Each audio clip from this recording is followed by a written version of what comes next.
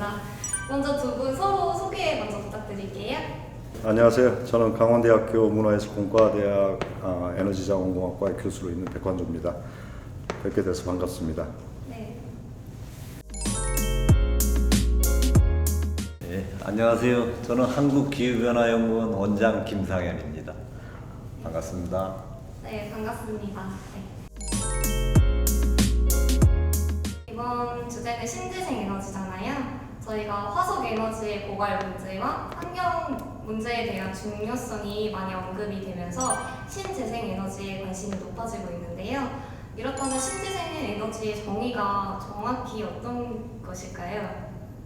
사실 그 신재생 에너지라고 하는 용어가 나오기 전에 지금도 사용하는 용어입니다만 원래 그 대체 에너지라고 하는 용어를 좀 많이 썼습니다. 그러면 그 대체 에너지라고 하는 것은 우리가 잘 알고 있듯이 기존의 그 화석 연료, 그러니까 석탄이나 석유나 천연가스를 대체할 수 있는 어떤 새로운 에너지원이다 해서 대체 에너지 용어를 썼습니다. 그런데 거기에는 이제 당연히 원자력이 포함이 되는 거죠. 그러다 보니까 이제 최근에는 이제 원자력하고 또 구분을 해서 신재생 에너지라고 하는 용어를 사용하고 있습니다. 그래서 신재생 에너지는 신에너지하고 그다음에 재생 에너지 이렇게 이제 두 가지를 합쳐서 부르는 용어입니다. 요즘 대체 에너지로, 그러니까 석탄, 과거에 석탄 화석 연료 기반으로 해서 우리가 전기를 많이 썼죠. 그래서 석탄 에너지 기반인데 이건 한정 자원이잖아요. 그래서 지금 과거에는 이제 한정 자원을 대체할 것이 뭐냐 해가지고 찾아서 이제 재생에너지, 이제 태양, 풍력 이런 거를 많이 개발을 했는데 지금 개념이 약간 바뀌어졌죠. 이게 한정 자원 때문에 하는 게 아니라 기후 변화라는 우리 그 숙제를 놓고 하다 보니까 온실가스 감축을 해야 된다. 그래서 온실가스 배출을 안 하는 에너지원으로 신재생 에너지가 급부상하게 됐죠. 그래서 과거에는 이제 원자력도 사실은 이제 온실가스 배출을 안 하는 그 에너지지만 그것도 또 다른 환경 문제도 있고, 그래서 그 원자력이 좀 요즘은 주춤하고 있고, 그다음에 그 기존의 그 한정된 화석 연료 대신 풍력, 태양광, 그다음에 새로운 에너지, 신에너지라 하죠. 그런 것들이 많이 부각되고 있습니다. 그래서 과거의 대체 에너지하고는 좀 많이 차별화되고 있습니다. 이러한 신재생 에너지에는 어떤 자원이 디테일하게 어떻게 있을까요? 신재생 에너지는 우리나라의 그 법령으로 신에너지하고 재생에너지 이렇게 두 가지로 구분을 해서 각각 정의를 하고 있는데요. 재생에너지의 경우에는 이제 아시다시피 이제 태양 또는 그 물, 또는 바람, 또는 그 지열, 또는 뭐 바이오, 폐기물 이런 것들로부터 우리가 얻을 수 있는 에너지를 이제 재생에너지라고 얘기를 하고요. 신에너지라고 하는 것은 이제 수소에너지나 또는 연료전지 또는 그 기존의 화석 연료를 뭐 가스로 만든다거나 또는 액체로 만드는 그런 형태의 그 에너지를 신에너지로 이렇게 이제 그 법령에서 규정하고 있습니다. 실제 신에너지하고 재생에너지가 요즘 최근에 기후변화 때문에 이제 활용되는 정책에도 많이 반영되고, 요번에 정부에서 발표한 우리 2050 탄소 중립에도 대거 들어가 있습니다. 신에너지, 재생에너지. 그 중에 대표적으로 이제 그 신에너지 쪽 분야 보면은 이제 액화수소, 그러니까 우리 강원도는 액화수소라지만 수소 분야, 거기서 이제 또 메탄게질한 수소 생산 시설, 그다음에 수소 모빌리티 사업들, 그다음에 또 하나가 이제 마이크로파 이제 토치를 이용한 플라즈마가 있습니다. 플라즈마 번개, 그것도 신에너지 부분의 가스화 시설이기 때문에 그것도 신에너지에 들어가 있고, 이건 맞는 말인지 모르겠습니다. 인공태양도 신에너지의 부류에 들어가는지 모르겠어요. 또 인공태양도 있고, 재생에너지는 여러분들이 많이 아시는 풍력, 태양광, 소수력, 그다음에 수열 에너지까지 포함해서 재생에너지로 볼 수 있습니다. 그리고 바이오매스, 이것도 재생에너지 부분으로 들어가고, 그 정도로 분야가 이제 재생에너지와 신에너지가 구분된다고 볼 수 있습니다. 원장님 아까 말씀하신 신에너지 중에 플라즈마라고 하는 게 있잖아요. 이게 좀 다른 일반인들한테는 좀 생소한 단어인 것 같은데 혹시 어떤 건지 좀 자세하게 설명 부탁드릴게요. 쉽게 표현하면은 저 번개라고 이제 상상을 하시면 됩니다. 그래서 번개가 이제 칠 때 그 빛이 나고 거기서 이제 열 에너지가 생성되는데 그게 그 플라즈마 그 열이 한 1500도에서 1300도 뭐 이 정도로 한 이제 열이 고열이 나옵니다. 높게까지는 뭐 3000도도 나온다 하더라고요. 근데 그 실용화 쓰는 단계에서는 그 정도 고열이 나오는데 일반 유기물질이 접촉을 했을 때 완전히 성분이 전부 다 분해가 돼서 가스화가 된다고 합니다. 그래서 그 가스를 이용해서 터빈도 돌려서 발전도 할 수 있고 그 가스 성분 중에서 수소 부분만 빼내서 저 그린 수소를 제조도 할 수도 있고 그 여러 가지 기술로 활용이 되고 있습니다.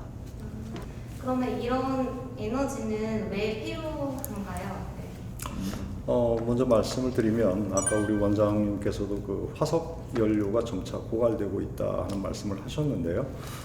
사실 그 화석 연료라고 하는 것이 당연히 그 매장량에 있어서는 한정될 수밖에 없습니다. 그렇지만 분명히 우리가 이제 앞으로 계속 그 기술력이 발달함에 따라서 그 다음에 또 다른 그 에너지원에 비해서 얼마만큼의 경제성을 가지고 있느냐에 따라서 우리가 쓸 수 있는 그 화석 연료의 양은 계속 뭐 변합니다. 그래서 알고 있듯이 우리나라의 경우에도 지금 뭐 70년대 벌써 굉장히 오래전입니다만 70년대 후반에 그때 오일 쇼크가 일어났을 때 그때 앞으로 우리 인류가 사용할 수 있는 석유 자원이 한 30년 정도면 고갈될 것이다 하는 얘기가 그때부터 나왔었습니다. 근데 벌써 그게 한 50년 전 얘기죠. 40, 50년 전 얘기죠. 자, 그런 것처럼 어떤 그 화석 연료가 고갈된다고 하는 것은 지금 현재 우리가 경제성을 가지고 또 그 다음에 지금 현재의 어떤 기술력을 가지고 우리가 생산해낼 수 있는 그 양이 얼마나 되느냐, 그 다음에 그런 현재의 그런 생산량을 기준으로 했을 때 지금 확인된 매장량이 과연 이제 앞으로 몇 년 동안이나 우리가 활용할 수 있겠느냐 하는 걸로 이제 그 매장량을 얘기를 하거든요. 우리가 알고 있듯이 또 우리가 이제 자주 하는 얘기로 석기 시대라고 하는 것이 돌이 없어서 석기 시대가 끝났겠느냐 하는 얘기 이제 우스갯소리처럼 하죠. 무슨 얘기냐면 화석 연료로부터 우리가 뭔가 위기감을 느끼고 거기에 필요한 어떤 대체 에너지원 또는 새로운 에너지원을 찾아야 된다는 건 분명한 사실이긴 합니다만 그렇다고 해서 화석 연료가 지금 당장 또는 몇십 년 후에 당장 고갈될 것이다. 그건 아니라는 거죠.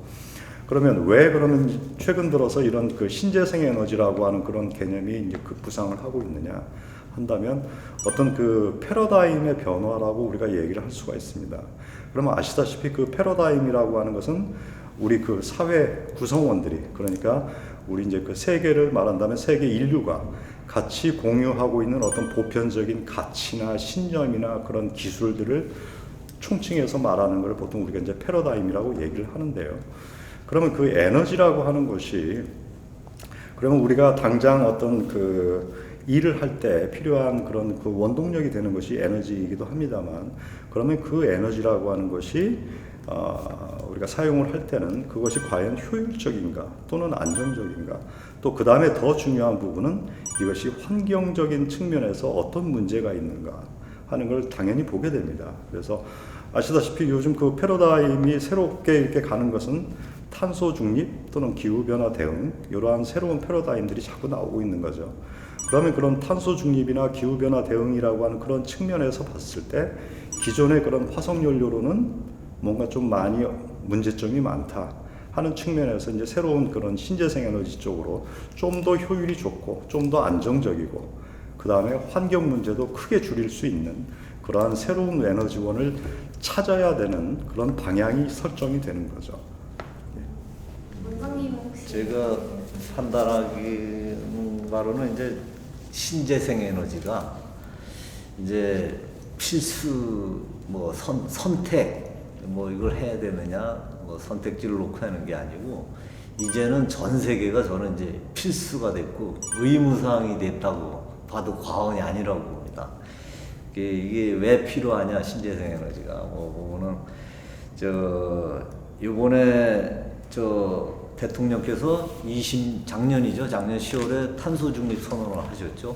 그리고 나서 우리나라 정부에서 후속 조치로 해서 탄소 중립위원회를 만들고 요번에 며칠 전이죠. 10월 18일 날 그 탄소 중립 시나리오를 심의 의결해서 발표를 했어요. 이제 그리고 그 내용은 11월 1일 날 개최되는 영국 글래스고에서 개최되는 그 기후변화 당사국 총회가 있습니다. 전 세계 각국이 모여서 하는데 그 총회 때 우리 국가 목표를 이렇게 잡았다. 이 시나리오 내용을 갖다가 그 계획을 보고하고 있습니다. 그러면은 그 탄소 중립 시나리오를 보면은 왜 신재생 에너지가 어느 정도로 필수냐? 보면 온실가스 우리나라 총 배출하는 양이 7억 2,700만 톤인데 그 중에서 탄소 흡수 산림 등 이제 흡수되는 거 4,100만 톤을 빼면 순 배출량이 한 6억 8,600톤 됩니다. 그럼 그 중에서 저 에너지 분야 쪽이 차지하는 온실가스 배출하는 게 한 40% 가량 됩니다. 상당히 많은 부분이죠. 그래서 우리가 2050년까지 탄소 중립 제로, 온실가스 제로로 하겠다는데 가장 큰 부분을 차지하는 이 신재생 이 에너지 분야를 절감하지 않으면은 안 되게 돼 있어요. 그래 이거는 과거에는 선택지였는지 모르지만은 지금은 각 국가가 파리 기후 변화 협약 체계로 들어가고 나서는 국가 목표를 각자들 제출하게 돼 있고 그거를 수행을 해서 1.5도 이하로 낮추자. 그걸 서로 협약을 한 상태예요. 그 협약을 이행해야 되죠. 그러니까 이 가장 비중을 많이 차지하는 이 에너지 분야를 제로로 만드는 방법은 과거의 석탄 연료는 거의 안 하는 걸로 거의 중단시키다시피 하는 시나리오를 만들 수밖에 없어요. 그래서 우리나라 탄소중립위원회에서도 2050년까지 되면은 첫 번째 안은 과거 화석 연료를 이용한 발전소는 전부 다 중단시킨다. 그게 1안이고 두 번째 안이 정 안 되겠으면 LNG 발전소 정도만 남겨놓고 나머지는 다 중단시키자는 게 이 시나리오입니다. 그럼 여기서 과연 뭘로 전기를 만들어낼까요? 그럼 신재생에너지밖에 없습니다. 그러니까 이거는 선택이 아닌 필수이고 의무라고 저는 생각하고 있습니다. 화석 연료 대신 전기를 만들어내는 데는 신재생 에너지다 하는데 신재생 에너지랑 그 재생 에너지가 결합이 되어 있다고 했잖아요. 여기 두 가지 혹시 차이가 있다면 어떤 게 있을까요? 먼저 그 재생 에너지라고 하는 것은 뭔가 뭐를 자꾸 재생을 해서 다시 만들어낸다는 의미보다도 그 공급원이 끊임없이 이렇게 계속 그 지속적으로 공급된다는 의미에서 이제 그 재생에너지라고 하는 표현을 이제 쓰는 거고요. 대표적으로 이제 그 태양광 또는 태양열과 같은 우리 지구가 태양으로 받고 있는 그런 에너지를 활용을 해서 그거를 이제 그 원료로 해서 어떤 그 태양 전지나 또는 그 태양열에 의한 어떤 그 생산을 하는 그런 에너지원을 이제 재생에너지의 이제 그 대표적인 것이 되겠습니다. 그리고 그 바람을 이용한 풍력 에너지도 마찬가지고요. 그런데 그 에너지원이 되고 있는 그러니까 결국 이제 태양이죠. 그래서 지구하고 태양이 존재하는 한은 계속 그런 그 공급원이 지속적으로 이어진다 하는 의미에서 이제 재생에너지라고 하는 말을 쓰고요. 우리가 또 생각해 볼 거는 뭐냐면 아시다시피 그 태양에서는 엄청난 에너지가 매일같이 생산이 되고 있습니다. 그 에너지 중에 그 극히 작은 부분이 이제 우리 지구까지 전달이 되는데요. 그 중에서 많은 부분들이 다시 또 이제 반사돼서 이제 대기권이나 우주권으로 튕겨져 나갑니다. 그럼에도 불구하고 그것이 지구 전체에 필요한 에너지의 거의 99%가 태양으로부터 온 에너지고요. 지구 내부에서 자체적으로 생산되는 에너지는 한 0.01%밖에 안 됩니다. 근데 그 0.01%라고 하는 작은 에너지만을 가지고도 우리 주변에서 볼 수 있는 뭐 화산 활동이나 또는 지진이나 이런 엄청난 규모의 어떤 지질 현상들이 일어나는 거죠. 그러면 그게 0.01%인데 그러면 99%에 해당되는 그 태양 에너지라고 하는 거는 굉장한 어떤 크기의 어떤 에너지가 되겠죠. 그런데 그것들이 대부분 우리가 효과적으로 사용하지 못하고 다시 반사되어서 나간다는 거죠. 자, 그러면 그런 태양 에너지를 직접 활용하는 것이 이제 태양열이나 태양광이 되겠고요. 사실 그 바람이나 또는 그 파도와 같은 그런 대기 운동이나 이런 것들도 다 태양이 있기 때문에 일어나는 일입니다. 태양 에너지의 그런 그 결과로 일어나는 거라서 결국 그 풍력이든 또는 해양 에너지든 이런 것들은 다 이제 태양으로부터 우리가 얻어진다 이렇게 생각을 하는 거고요. 그것이 매일같이 공급되는 거고요. 그것을 우리가 쓰지 않으면, 활용하지 않으면 다시 그것이 이제 반사돼서 나가니까 그걸 어떻게 해서든지 좀 더 효율적으로 우리가 활용해보자 하는 의미에서 재생에너지라고 하는 것이 나온 거고요. 그러면 이제 신에너지라고 하는 것은 그 재생에너지하고는 이제 조금 다른 개념으로 기존에 있던 어떤 화석 연료들을 말씀드렸던 것처럼 뭐 어떤 그 다른 어떤 그 과정을 통해서 액체 상태로 만든다거나 또는 기체 상태로 만든다거나 하는 신에너지가 있겠고요. 그 다음에 이제 그 수소를 직접 연소를 시키거나 또는 산소와 반응을 시켜서 화학 반응을 시켜서 거기에서 어떤 그 전기 에너지를 얻는다거나 하는 그런 연료 전지가 있겠고요. 그래서 그 신에너지의 경우에는 어떤 자연 상태에서 우리가 그냥 얻을 수 있는 그런 에너지가 아니고 어떤 그 인위적인 화학 반응을 일으킨다거나 또는 어떤 공정을 거쳐서 어떤 우리가 에너지원을 얻는 그런 형태가 신에너지라고 할 수 있겠습니다. 아까도 내가 인공태양이 신에너지에 들어가지 않겠냐는데 그 인공태양은 이제 서로 그 입자끼리 충돌을 하면서 그 힘이 에너지가 분출됩니다. 근데 가만히 내비둬서는 힘이 없죠. 근데 입자끼리 그 융합 반응을 시켜서 거기서 나오기 때문에 아마 그래서 그것도 신에너지에 들어가지 않을까라고. 아까 수소도 마찬가지입니다. 화학 반응을 통해서 하거나 분해를 하거나 뭐 이런 그 과정을 통해서 새로운 에너지가 나오죠. 그 재생에너지 같은 경우는 자연이 가지고 있는 기존의 어떠한 잠재되어 있는 그 에너지를 갖다가 집약시키거나 뽑아내거나 이용하는 방법을 통해서 하기 때문에 풍력이 있고, 요즘 재미난 얘기로 이제 부력이 있습니다. 수채는 바닷속에 만약에 풍선을 가지고 들어가려면 굉장히 힘이 듭니다. 그래서 가만 내비두면 그 엄청난 힘을 가지고 또 다시 솟아오릅니다. 그 힘이 그 부력이라는 그것도 힘입니다. 자연이 갖고 있는. 그래서 부력 에너지를 이용해 볼까 하는 연구가 또 미국에서 활발히 되고 있답니다. 그러니까 우리가 재생에너지 분야라는 것이 태양만 이용하고 뭐 조력, 뭐 수력 이것만 이용하는 게 부력까지도 지금 아마 공안하고 그런 분야가 새로운 재생에너지 분야가 되지 않을까. 네, 이렇게 신재생에너지는 새로운 에너지다라고 하는 게 언제부터 이렇게 새롭게 시작이 되었는지. 네. 그거는 보통 요즘 자주 하는 말로 에너지 전환 시대다 하는 얘기를 하죠. 그러면 우리가 지금 알고 있는 뭐 풍력 예를 들면 그런 거는 정말 오래전부터 우리가 이미 써온 그런 어떤 작동 양식이죠. 예를 들면 뭐 풍차 같은 거 있지 않습니까?